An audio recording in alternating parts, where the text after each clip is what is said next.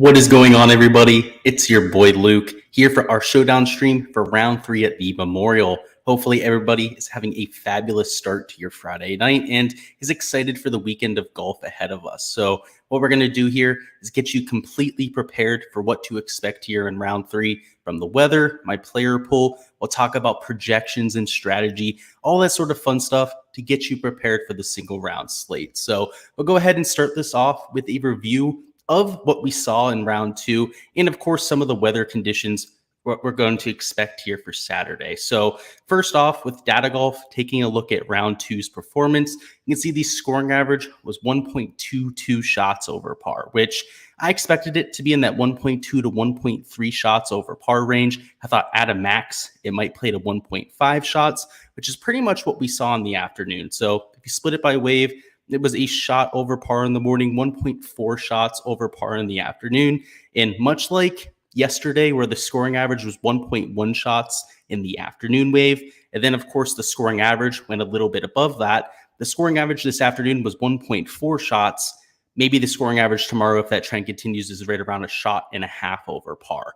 We'd expect this place to get a little bit more difficult as these greens continue to get a little bit firmer. Also, gain a little bit of speed over the weekend and with some of the pin locations, right? Of course, a moving day, you're likely to see a few easy pin locations, but also a few that are tucked. And then for the Sunday, you're going to see some havoc. So in terms of the scoring conditions, the best are in the past. And as the week goes on, that reliance on around the green play with your short game, hitting fairways as well is going to go up because you're not just dealing with firmer and faster greens, also firmer and faster fairways.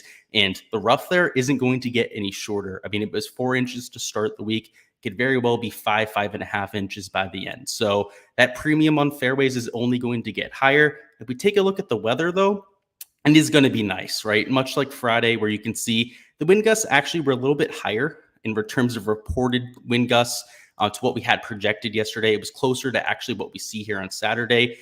It was projecting right in that 5 to 10 mile an hour range when it comes to the winds, but we did see somewhere in like that 12 to 16 range. So the conditions may be slightly more difficult than we expected, but for here on Saturday, wind isn't going to be a factor. If there's any wind at all, it is in the morning, where you can see it is in that 10 to 15 miles an hour range for a little bit there from 8 to 10 a.m. But after that, I mean, it's pristine, calm conditions, but that's not really the defense, right? On Thursday, it was very similar to what we're going to see here on Saturday.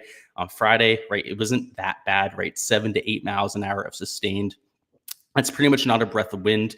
And 12 to 16 miles an hour of those wind gusts, again, just it's nothing that bad. So the scoring average, I'd expect it to be at least what we saw today, if not slightly harder. Again, a lot of that dependent on pin location and how firm and fast these greens are.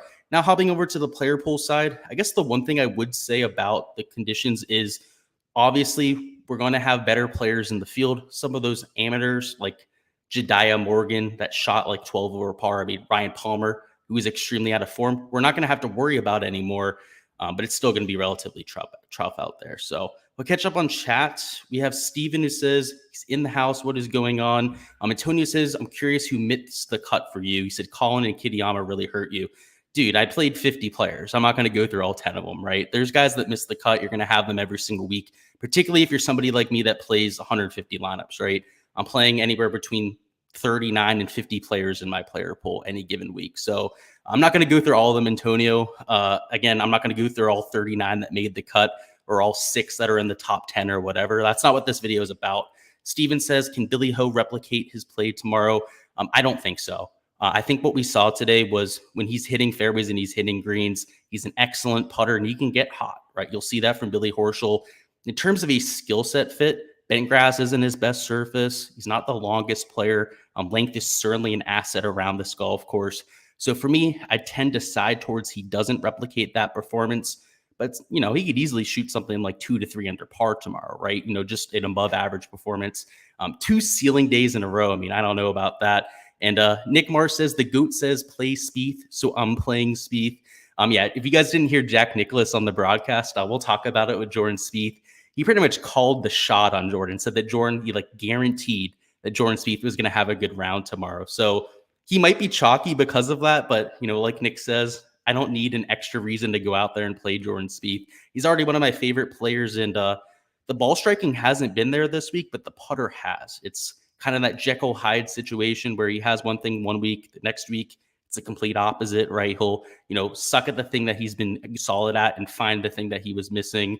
Just needs to pair the two up there. So we'll see. I'm certainly going to be on him too, Nick. That's for sure. So let's start at the top of the board. Let's talk through some of these stud tier options. So for me, a lot of the chalk I'm going to be avoiding. That's just my strategy for Showdown. It's worked. It's paid off over the years. And for 4-round stuff, it's usually my strategy, but even more so for Showdown because a lot of this chalk is always centered around the guys who had ceiling rounds. Now, Rory McIlroy didn't really have a ceiling round, right? It was what? 3 under par by the end of the day. So pretty decent, but because he made that eagle, he's up there in the top 5 at this point. Him, Cameron Smith are the two front runners in terms of elite tier players. He's going to get some ownership. So he's obviously lagging just slightly behind Cameron Smith. If I was going to play one of these chalky guys up top, it would be Rory McIlroy over a Cameron Smith, just because Rory has done it with the ball striking, whereas Cameron Smith has gained over 5 strokes with his around the green play through 2 rounds, which is great. It's nice to have that in your back pocket. He's one of the players who certainly does that from time to time. But if we're looking for repeatable performances, something that's sustainable from round to round, Rory McIlroy's skill set and how he's gotten it done to this point is a lot more likely to produce that performance. So I'm not going to have them in my player pool. They're both extremely chalky. I'd much rather take a shot, I should say shots, because I can take guys like Rahm and Xander. I can take Shane Lowry up top, and I can really pepper this middle to lower end of this 9K range, right? Jordan Spieth, Will Zalatoris, Sungjae Im, all guys that I really like here.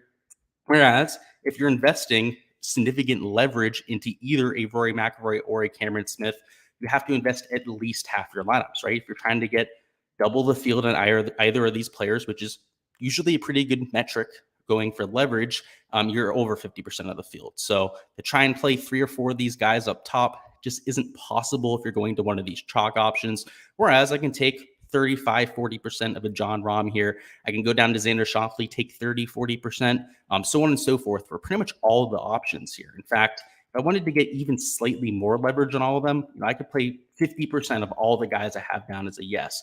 Whereas, if I'm going to get leverage, at least for me, I'm very aggressive when it comes to leverage. If I was playing Rory McIlroy, I'd be playing like 65, 70% tomorrow. It wouldn't be something like 30, 40% because at 27% ownership, which could even be a little bit low for some of these stud tier options. Sometimes they come in a little bit higher owned than we expect just because of the pricing. It's a little bit different for 4-round, right? Obviously for Showdown, everyone's a little bit cheaper than what we have for the 4-round contest.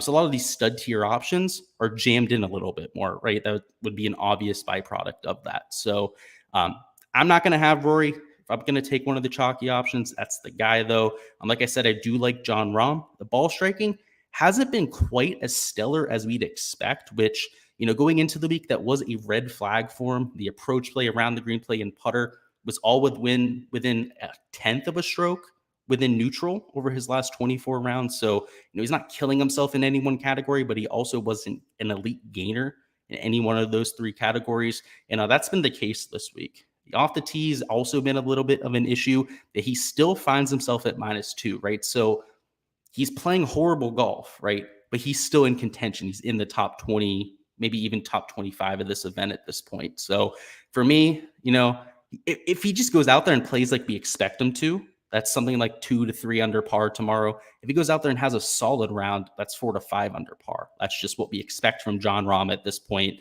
So I know the narrative isn't all that favorable for Jon Rahm, but I'm going to have him in lineups. Xander Schauffele, I'll have in lineups. He hasn't done anything flashy. He's missed a ton of putts out there, a lot of makeable putts in that 10 to 20 foot range. So perhaps he can turn that around. He's an accurate driver of the golf ball. I didn't play him in my 4-round stuff, just a case and opportunity cost, which obviously hasn't hampered my lineups to this point. But at the same time, I wanted to fit him into lineups because of that driving. And over the weekend, like I said, there is going to be a premium on driving accuracy. So would not surprise me for Xander Schauffele to run himself up the board. I would not be surprised at all to see that.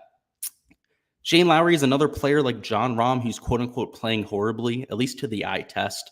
We got to see him on ESPN Plus, also on the televised coverage there yesterday.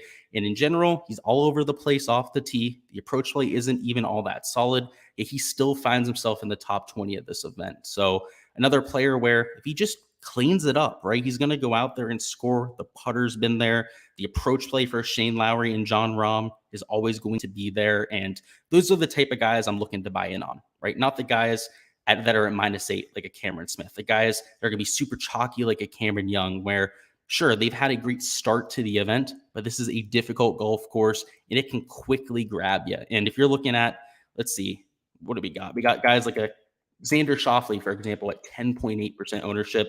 Obviously $200 more is Cameron Smith. He's 32% owned. He's 3 times as owned as somebody like a Xander Schauffele. You can't tell me that Cameron Smith is 3 times more likely than Xander Schauffele to succeed. And even if it was getting close to that, right? Let's say if he was like twice as likely as Xander Schauffele to succeed, which just isn't the case. If they were in a head-to-head, it'd be like 60-40 odds at the very most for Cameron Smith, if not less than that, because they're relatively comparable players there. It still wouldn't be worth it because then you still have to beat 30% of the field if he ends up hitting the nuts tomorrow, right? And of course, the whole game theory aspect of DFS, which we're not going to talk about in full detail here. You guys know the drill, right? Low owned is a good thing. That's why we target guys like Xander Schauffele. So just wanted to talk through some of the strategy where we talk through some of the guys at the top of the board. It is the most important range to talk about strategy with. Patrick Cantlay, I actually do kind of like, mostly because the putter looks like it's back. He made 2 or 3 putts. There was one of them on the par 5 that curled at least 2 feet, the last 5 foot of the putt. And if you're making those curlers, those extremely difficult putts that, at least off my memory, no one else in the field was able to make from what we saw on the broadcast, that the putter is at least trending in the right direction. And for Cantlay, that's really all that was holding him back. In the first round, the putter wasn't there. That's why he ended up shooting over par. But the reason why he finds himself now at 3 under par is because he found that putter. The ball striking from tee to green, all of that has remained to this point. If you expect the putter to remain there for Saturday and Sunday, you might want to buy in early on Patrick Cantlay because the ball striking has still been there, even in this rough stretch of golf. And bent grass is a solid surface for him. So I won't be a buyer myself, but I do have to say that the case for playing a Patrick Cantlay is a relatively favorable one. The main reason why is because I am playing Shane Lowry, like I said. Even with his worst stuff, he looks horrible out there. A lot of you are probably surprised if you haven't checked the leaderboard for a while that Shane Lowry's still -3. He's still up there in the top 20 of this event, despite looking like a complete train wreck. Victor Hovland, I worry about even more on the weekend because of some of his around the green play.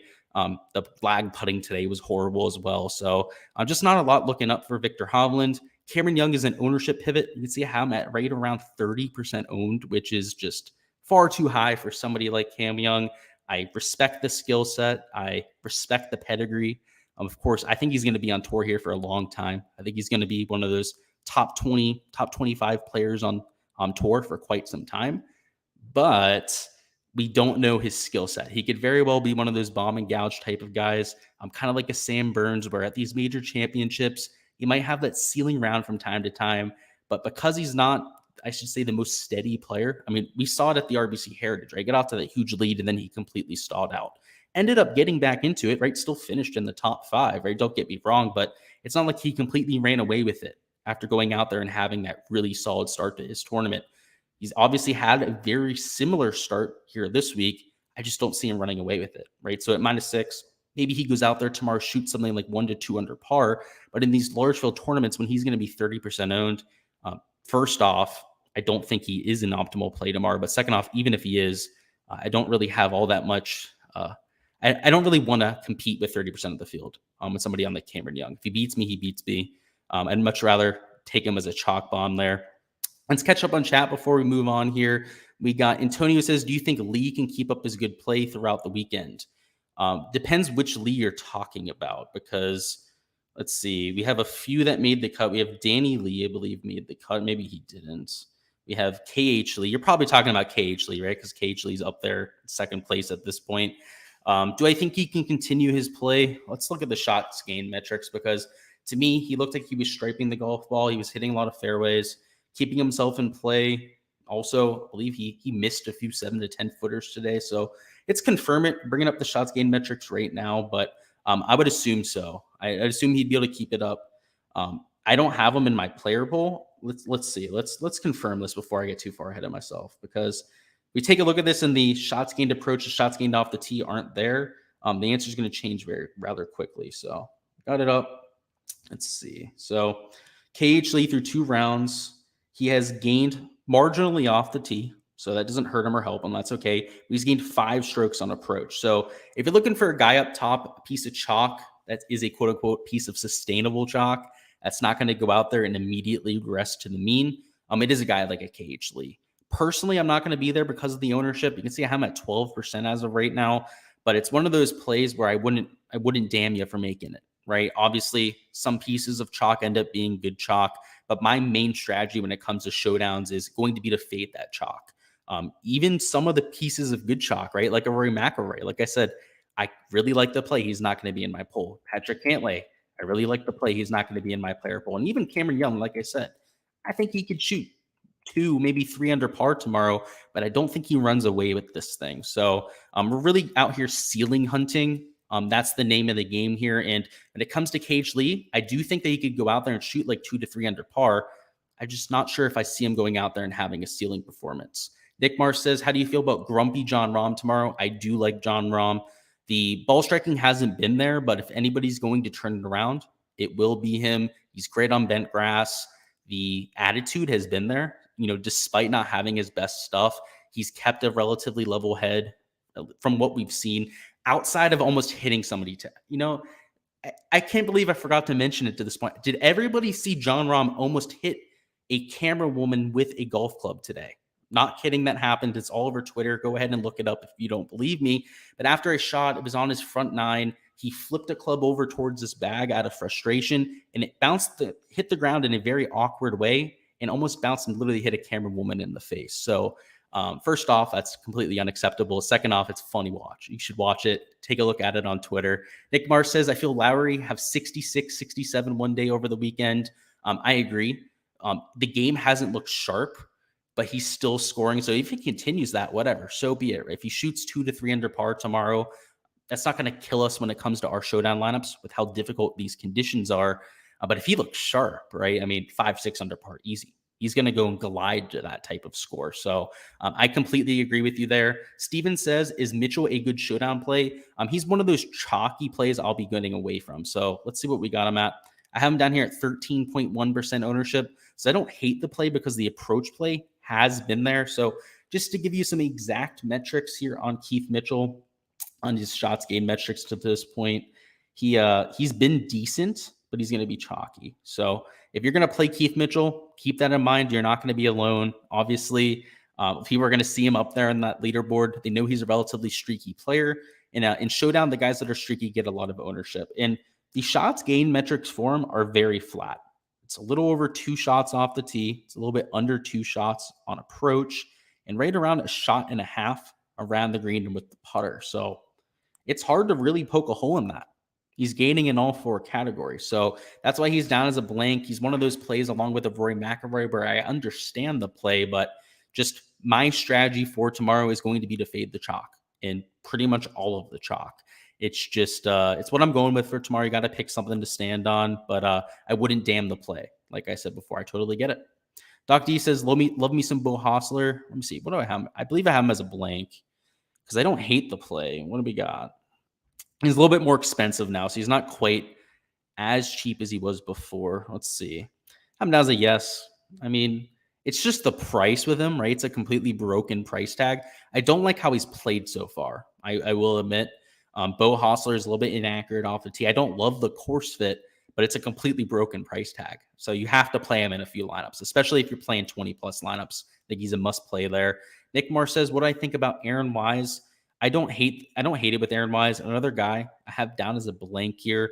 Good bent grass putter, but I think he'll be chalky, right? These guys at the top of the board, super chalky. Look, 8.8% on Aaron Wise isn't anything crazy, but I would not be surprised if he's higher up than that.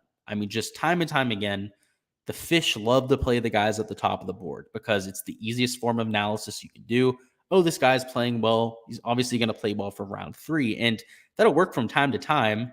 more often than not, we know that it's hard to back up a good performance with another. In fact, a lot of times it's hard to even shoot even par, after shooting something like 5 to 6 under par. Regression is a bastard. It can be an ugly bastard from time to time, that's for sure. So for me, Aaron Wise is not a priority. I'm also not against the play, right? That's why he's down as a blank there. Antonio says, Denny can't keep this up, right? Yeah, I definitely think Denny can't keep it up. So Denny McCarthy's almost doing it entirely with the putter. He's not the best ball striker. He's very inconsistent in all of those categories. So he'll have pop rounds where he goes out there like today, completely goes off. And in fact, rounds 1 and 2 were both very favorable for Denny McCarthy. But yeah, I'd expect him to fall off a cliff relatively quickly. So agree with you there, Antonio. Catch Me If You Can says, we have committed to heckling Horschel tomorrow. I love it. If I hear it on TV, you're going to make me die laughing, dude. Please go out and do that tomorrow. Jack says, might back Rambo and Cantlay over the weekend, or for an each way over the weekend. That experience might be crucial in what is set to be very fast course conditions. I agree. I think that people are a little bit further back on the board might have more of a chance than you think. I mean, just think about that. I almost called it a U.S. Open. U.S. Open is in 2 weeks, by the way. For that PGA Championship, JT was 7 shots back with, 10 holes to go or something like that. You have guys like a Jordan Spieth that are 8 shots back right now with 36 holes to go. We've seen crazier things happen, Jack. And if you're talking about Rahm, who's at this point, he's 6 shots back, even more so realistic. Cantlay's 5 shots back at this point. I could absolutely see it, particularly if you're getting an each way, right, where you can finish in the top 5. That's, of course, even more obtainable. So actually, I don't know if it's a top 3 or top 5 for that each way that you're getting there, but either way, I like it. And Alex Hahn says, how do you feel about Patrick Reed? He's not my favorite option. I'm playing him, though, because he looked decent today. Round 1, like I said, it was kind of like it was a crossroads for Patrick Reed. If he went out there and he struggled, those last 2 tournaments could have been a little bit of a fluke. If he went out there and had the round he did today, which was to shoot 2 under par, at one point he was 4 under par in his round. He was there to even par. Then I have a little bit of hope for his game. So I'm taking a shot on Patrick Reed. Everyone with the caveat, though, it could go really sideways really fast. So it's only going to be like 20% exposure for me. It's not going to be anything crazy, 2.5x the field, something in that range, because it is a high upside play. I mean, if he continues to hit the ball with the irons like he did today, like he did last time out and the week before that when he played, he's a very solid course fit. He's got the around the green play we're looking for to keep a round together. He's got the putter we're looking for. He's maybe not the best bent grass putter, right? But he's not all that worse on bent grass than he is for his career. I could get in on the Patrick Reed bandwagon. I'm definitely going to have some for tomorrow. Let's go ahead and catch up on our player poll, though, and then we'll get back to the questions here in a little bit. We did talk about Shane Lowry. Victor Hovland, I don't like because of the around the green play.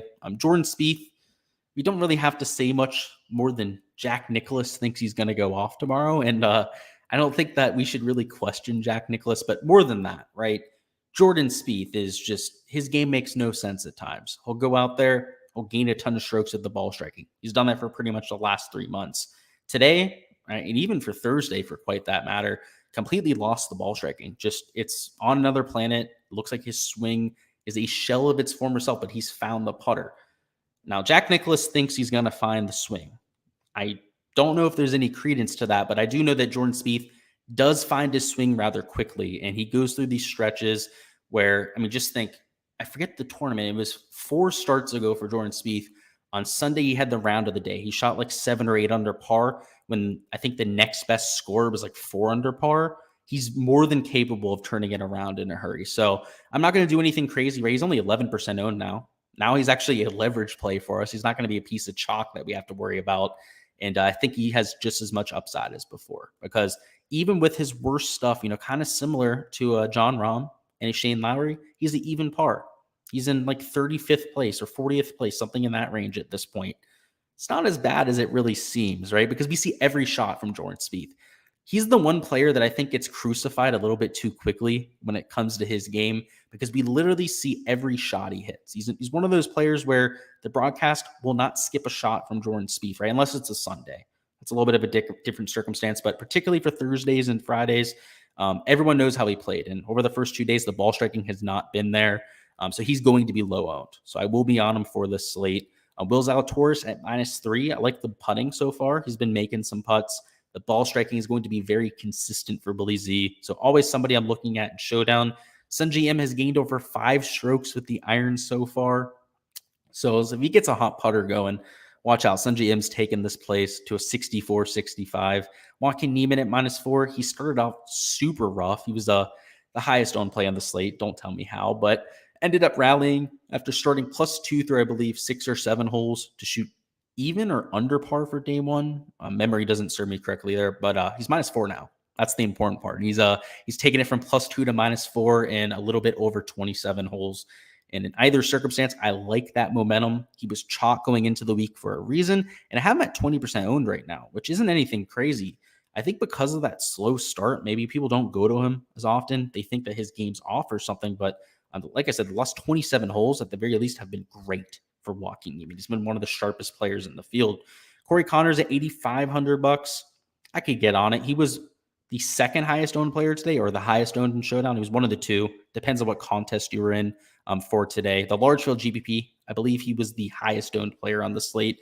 I have him at right around 20%. He shot over par today. He got out to that super hot start there on Thursday, and it makes sense from a course fit perspective. He's accurate. He's got the ball striking we're looking for, and he's a pop putter from time to time. And more often than not of late, he has found that pop putter. You can see he's a gainer to the field with his putting stats. In fact, a pretty significant gainer at that, at over 1/3 of a stroke per round. So for me, I will be on the Corey Connors train.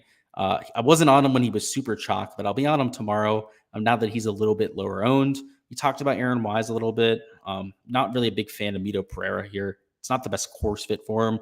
And Max Homa, he was a fade because of the around the green play, which I think is going to be an even bigger issue for him over the weekend.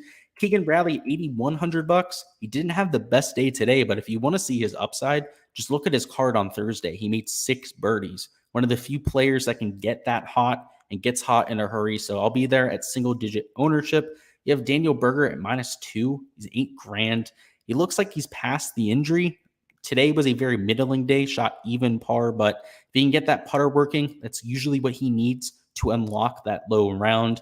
I could see him doing that for sure. Talked a little bit about Reed already. I like him here. I don't love him though. Like I said, I'm not going crazy on Patrick Reed. Siwoo Kim at -1. He's single-digit owned, and he's gaining off the tee and on approach. That's enough for me to buy in on him. He's a hot player. He can get streaky from time to time, and if he made more putts today, could have taken it really low. So I like the upside there. Brendan Steele loves this golf course. He's played here quite often. He's made quite a few cuts. The shots gained coming in were great. Day one had a very solid score going, but today kind of threw it all away. So if you're going to buy in low on Brendan Steele in terms of ownership, it's going to be here for round 3 because he's more expensive than he has been for the entire week. He's coming in off his worst round. So like I said, it's a perfect GPP spot, right? Low ownership because nobody wants to play him after today's round. And there's a reason why he was chalk going into the week. Go ahead and catch up on chats. We have Antonios' thoughts on Molinari. So Molinari's stats look great. So I have him as a yes for a reason. He's gained, I believe, a little bit off the tee. It's very significantly on approach. I can't remember the exact number. I know it was over 3 strokes on approach.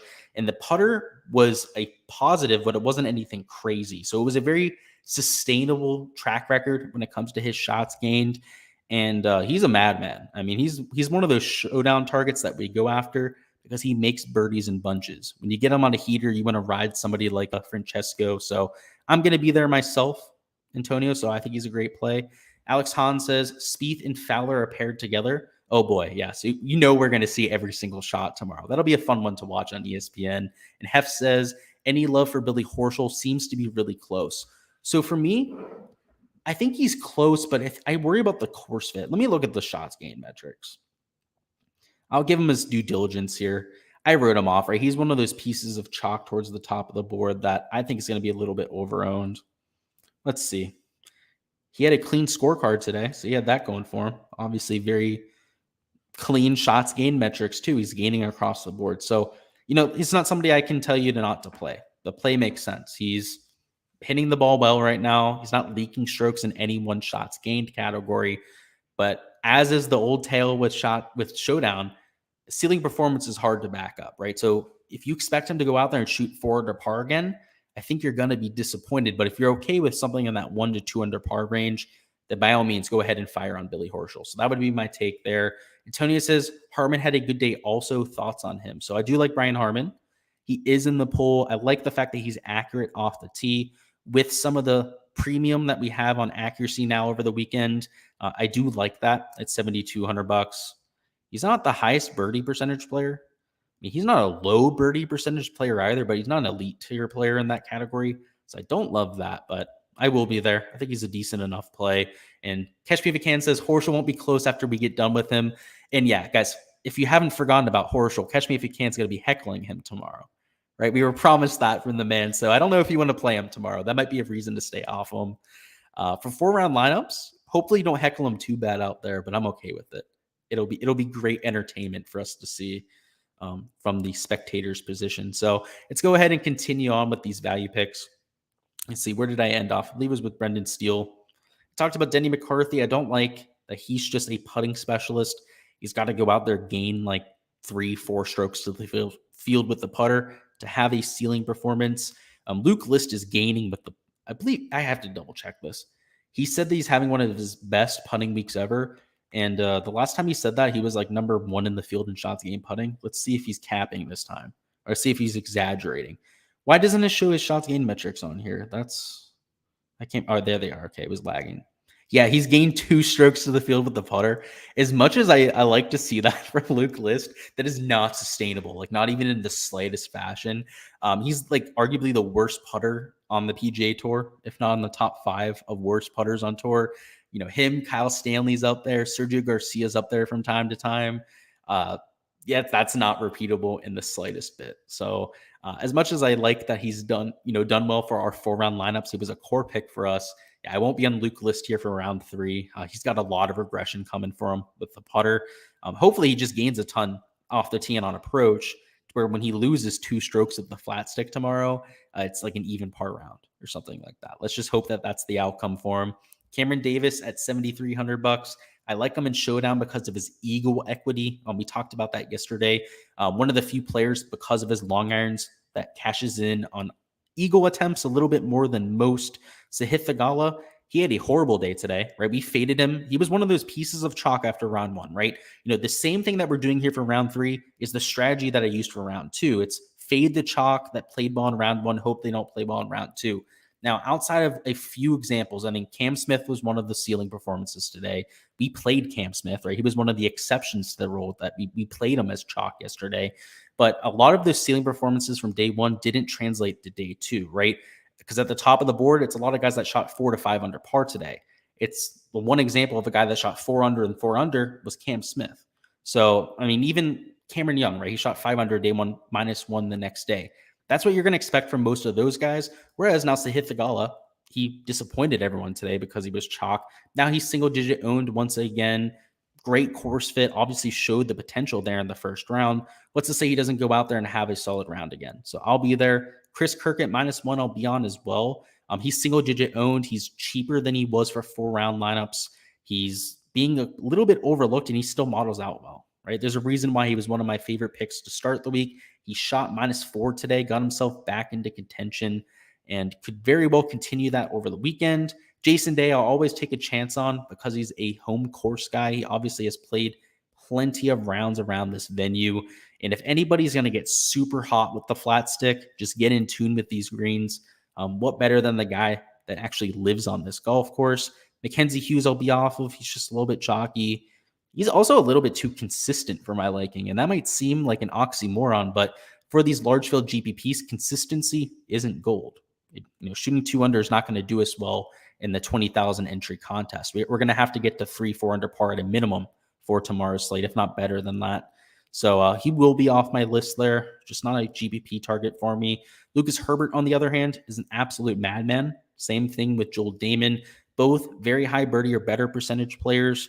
Joel Damon, relatively accurate off the tee. Lucas Herbert, a little bit more of a putting specialist. So they certainly get it done in different ways. But either way, I do like the birdie or better percentage numbers. Cameron Shingale is a showdown specialist. Anytime we get him in the single round format, I love myself from Cameron Shingale. He's a striper, and he gets super hot in a hurry. He can make a bunch of bogeys, but in showdown, that's not as much of an issue. Lanto Griffin, he had a decent day today. I could see it, but I'm not going to be there myself. David Lipsky, same thing. A solid day today, but I'm not sure if I'm getting there. Molinari, like I said, he's one of the few pieces of chalk that I'm getting to because the shots gained metrics are so favorable for him, because he's gained, I believe it was close to 4 or 5 strokes on approach to this point. It was something very significant. It was enough for me to be like, okay, all right, we're still playing Francesco Molinari, despite him being relatively popular, because in this range, he's the highest owned play, 7.1%. So of anybody in the 6K range, yeah, he is the highest amount of ownership. So we'll be a little bit chalky down there. CT Pan is favorably priced at $6,700. I thought he was a decent play going into the week, right? A top 35 model ranking. He's number 53 in pricing on the board for tomorrow. We've got Carlos Ortiz, an absolute madman.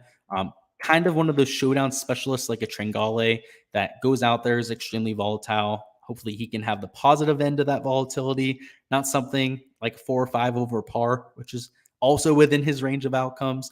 You have Adam Svensson. I liked him going into the week. Just a ball striker, likes himself. Nicholas Designs. You have Bo Hostler. I mean, just a broken price tag. We talked about that a little bit towards the beginning of the stream. And lastly, we have Brandt Snedeker here at $6,100. And he's just got the putter from the heavens. I mean, like I said, you play Snedeker kind of like Tringale and Showdown, and you just hope that he finds that scorching putter. I mean, nobody gets hotter with the flat stick than a Brandt Snedeker when he finds that hot putter. I mean, you can't even touch the thing with oven mitts when that thing is out there and he's glowing hot. Like him there at $6,100. He's super duper cheap. He's sub 1% owned. So sign me up for that. He's a volatile play, but he's made the cut at the very least. So we know he's playing half decent golf to this point. Even though it was just making it on the number, we had to put at least a little bit of credibility into that. We'll catch up on chat here. Then we'll talk a little bit on strategy. Actually, no questions down there. That's okay. We'll hop right into the strategy then, and then hop out of here. So let me go ahead and bring up Draftkings, and then we'll make a couple lineups, then hop on out of here. So if there are any players we didn't touch on that you do want a deep dive on, make sure to go ahead and throw them down in the chat. And we will do that as soon as we finish up with the strategy section. So there we go. Let me go ahead and share my screen. There we go. Perfect. So got it up here. Let's make a GPP lineup to start. So this is the large field. Actually, it's not the large field GPP. This is the 555. But assume that we're entering this contest into the 20, 30,000 entry contest, right? Your typical showdown GPP where most of the field is going to be entering their lineups. You want to make sure that we're definitely fading the chalk. And if you're going to play chalk, maybe we'll do 2 lineups. We'll do one with Rory McIlroy. We'll do one without a piece of chalk up top, just to kind of go through the differences in your thought process if you're taking a piece of super chalk. So let's go ahead and start with that. So let's take Cam Smith. Cam Smith, super chalk, 32% owned, maybe even higher tomorrow when it's all said and done. And let's go ahead and throw in another piece of super chalk in a Cam Young. So I'm taking both Cams in our lineup, both 30% plays on the slate. And if you really wanted to play the two, I don't. Both of them are going to be fades for me personally. It makes lineup construction a lot easier. We're really going to have to think about ownership. So let's talk about it, right? Let's go through some of those considerations that we're going to have to make if we decide they played these two players. So we have $7,600 remaining. We're going to have to dive into, at the very most, the top of the 8K range, maybe the lower part of the 9K. And we're going to have to immediately think about ownership. I mean, for our next man in, if we take another piece of super chalk, let's say, just to give you an example, what that would be, Aaron Wise, relatively high owned. If we're going to go a little bit more expensive, Davis Riley is going to be like 25% owned. If we started with Cam Smith, Cam Young, and Davis Riley, you're talking 30% on the first 2 players, and you're talking 25% on Davis Riley. You're in reality going to be duplicated with more than, 10%? You're going to be duplicated with more than 2.5% of the field, right? If you multiply 0.3, 0.3, and 0.25, it's 0.25, right? A little bit less than that, right? You don't want to duplicate. You're going to duplicate something more than that because these super pieces of chalk tend to be duplicated more often. So that's why I can explain this. And it's a number theory thing. So a lot of you probably don't understand what I'm talking about. But every single week, Skyhook puts out the most duplicated lineups, right? And you'll see at the top, sometimes it's like 70 lineups are duplicated. When it's majors and there's massive contests where it's over 100,000 entries, you'll see sometimes like 150 to 200 entries that all run the same lineup.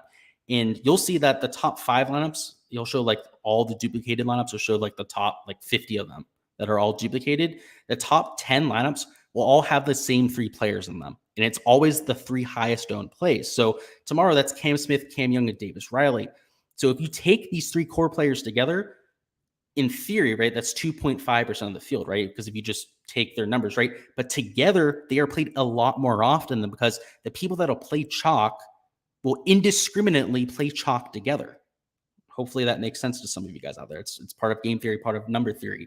That effect makes taking this combination even worse than what it already would be, which matching yourself with 2.5% of the field like automatically is horrible. That's right. That's just the base number. It's only going to get worse than that. So for me, Davis Riley, if I'm taking these 2, you can't play Davis Riley, at least for me. I'd make a roll for that. If all 3 of them are in my player pool, I would make sure that all 3 of them aren't in the same lineup. So that's one of the considerations I'm taking there. They pivot, Corey Connors, right? He's going to be like 15, maybe 10% owned for tomorrow. If he's a little bit higher owned than that, then so be it. He's not going to be mega chalk like Davis Riley. So he's an option we can go to there. In the middle of the 7K range, this is where we probably want to pivot because there are going to be some chalky options here. I mean, like Billy Horschel is going to be popular. Johnny Vegas is going to get plenty of ownership for tomorrow's slate. But somebody like Siwoo Kim, who's at -1, you're probably talking about single digit 7 to 9% ownership on somebody like him. I forget the exact number I had him projected for. We're at $7,300 now. I think I probably can't go to Adam Scott there, but let's go Brendan Steele at $7,400. And we're at 7,200. Now, Corey Connors, like 15 to 20%. Siwoo Kim, single digit. Brendan Steele, probably like 9% owned, something in that range. We're going to need to leave salary on the board because we took these 2 chalky plays up top. It kind of pins us into a corner. So an easy way to just ensure that you're different, you're not going to duplicate yourself, is leave $200 on the table. So for me, if you wanted to take a chalky play, still go with Joel Damon. Just leave the $200 on the table. And despite all these plays making a lot of sense, I believe all of them are at least 5% projected owned. The lowest owned player is going to be a Joel Damon here. You would get away with probably not duplicating yourself with this type of build. And that's despite taking the 2 highest owned plays on the slate. Whereas if we really try and put Davis Riley in here, which we can at $8,700, I guarantee you, and I can guarantee you this lineup on your screen right now is entered more than 5 times tomorrow. The Cam Smith, Young, Riley, Siwoo, Steele, and Damon. And that's despite Siwoo not being chalk and Brendan Steele not being chalk. So that's why we have to consider all of this when we're making these GPP lineups is if you do so, sure, you might end up winning the GPP, right? Which should be a nice score, even if you split with 5 people. But from an expected value standpoint, if you're looking to consistently win money over time, that's extremely detrimental to your long-term value. Let's go ahead and talk about if you're not taking the chalk, which is what I'm doing. I'm just avoiding the chalk. I'm making my lineup building process a lot more straightforward. You can just indiscriminately take your best plays, right? Just take the guys that you think make sense. Jordan Spieth's going to be in a lot of my lineups. I think starting in the 9K range makes a lot of sense because I like the range so much. Will Zalatoris, I love. I like Sungjae Im and his ball striking to this point. Down in the 8K range, Keegan Bradley is a great bounce back candidate. In the 7K range, let's see. Let's go ahead and take Patrick Reed. Like I said, we're going to take some shots on him in the large field GPPs.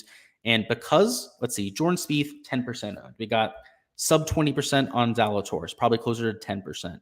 Sungjae Im's not going to be chalky. We can spend all of our salary and take a guy who's as chalky as we want. If you want to take Keith Mitchell, hell, we could go ahead and do that. It's really between Harman and Chris Kirk for me, though.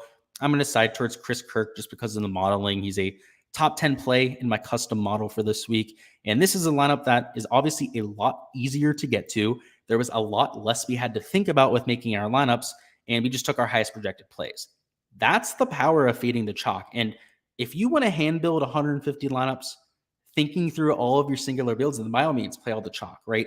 But it's a little bit of a task. You have to go through all of that thought process. And sure, you're not duplicating yourself if you follow that method, but if the chalk hits, you're still competing against 30, 40% of the field, right? So there are ways to play chalk, but there still are all the same drawbacks. You still have to compete with the field when they end up paying off. And from a game theory perspective, it's kind of like duplicating yourself in first. It's a negative EV situation in the long term. Let's go ahead and talk about a cash lineup and then hop on out of here. We're, of course, going to finish it off with our questions. But for the cash lineup, for me, it's just take the chalk. I think starting with Cam Smith makes sense. I don't think you should take Cam Smith and Rory together. That would be a little bit too expensive. I think Davis Riley would be a good second man in. You could go to a bunch of the guys in the 8K range, frankly. I think the 8K range is something you should be peppering here. I think Aaron Wise you could take. Go down to, I guess Billy Horschel I'd be okay with in cash. He's an accurate player. He's got a high floor. We'll give him that. And we have 7,600 remaining. Let's go ahead and put Keegan Bradley in there and finish it off at $7,200 with a Chris Kirk. This is the type of lineup I'd be going with in cash. Your cheapest player is $7,200. You've got what? 3 guys in the 8K range, 1 guy towards the top of the 7s. Pretty much another 8K option there with Billy Horschel, and then Cam Smith. You don't really feel bad about any of the options. I mean, even Chris Kirk, he was nearly $8,000 to start this week. He was a relatively chalky play as well. So you can feel good about all the options here. So that should be your goal in cash. You don't have to worry about ownership whatsoever, duplicating. It's a completely different ball game that we play on that perspective. I'll go up and bring my projections up. Then we'll go ahead and finish off these questions that we have. So I might go ahead and make this full screen like we've got. And we got Sean down here. He says, "What's up, Luke? And no Billy Ho, my man at 6%. Yeah, I have a bunch of Billy Ho this week. I talked him up a bit because of his accuracy off the tee. He's good at difficult golf courses, but yeah, I don't know if he keeps it up. So I have him in 4-round stuff. I'm not playing him tomorrow. So if that tells you my confidence in him keeping it up here. Hev Sterling says, "Sorry, missed the start. Thoughts on KH Lee?" Completely good. We can go back on him. So I'm okay with the play, but I'm not doing it myself because the shots gained metrics look good for KH Lee to this point, but he's not that guy, right? It's just from an objective standpoint. We know that KH Lee is a streaky player. I mean, he's won the Byron Nelson twice, but outside of that, no solid wins to speak of. The guy just pops up from time to time. He's usually a first-round leader for us, like once every 2 to 3 months or something like that. At least 2 to 3 times a year, we see a KH Lee first-round leader, but he usually falls apart after that. So I tend to side towards that happening more than him keeping it up. But the one thing I will say he has going for him are the shots gained metrics, which look great. I believe he was gaining across all 4 categories, if memory serves me right. So a play that I certainly wouldn't talk you off of. So that's all we got here for the live stream. I appreciate everybody who stopped by and asked questions. We will be doing the same thing for round 4 tomorrow. I would assume right around 8:30 p.m. Eastern time like we had for today. So if you haven't subscribed to the channel, make sure you do so you don't miss that tomorrow. Also, if you haven't already smashed the like button, make sure you go ahead and do that before you hop on out of here. Best of luck for all of your lineups tomorrow, guys, and let's get this